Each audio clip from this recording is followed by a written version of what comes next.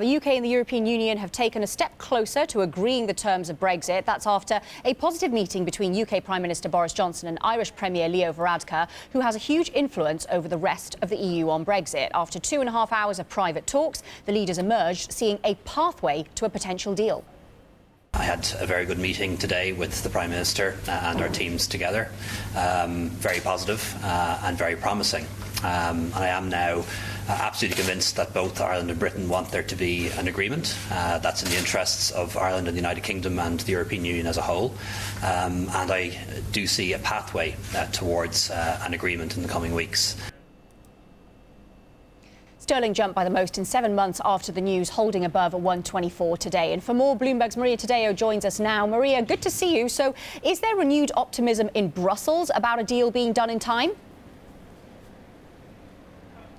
Good morning, Nara. Well, certainly the tone has shifted, and that is being reflected in pound sterling. We had the Prime Minister meeting with Leo Varadkar. The two men put out a joint statement. They appear to be very much on the same page and said they still believe there is time to get this deal done before the end of the month. And of course, that is a very different message. It's very significant because the tone is so different to what we heard at the start of the week when Number 10 put out that very controversial readout in which they claimed Angela Merkel had already given up on the negotiations and the deal looked very unlikely. So again, it's the tone that has shifted, but of course is very, very significant, at least when it comes to the momentum and the talks, which are still very much ongoing. Yeah, the tone change is palpable, but of course there's been one major obstacle to this deal getting done for the last 3 years, and that is the Irish border. Are there any obstacles left?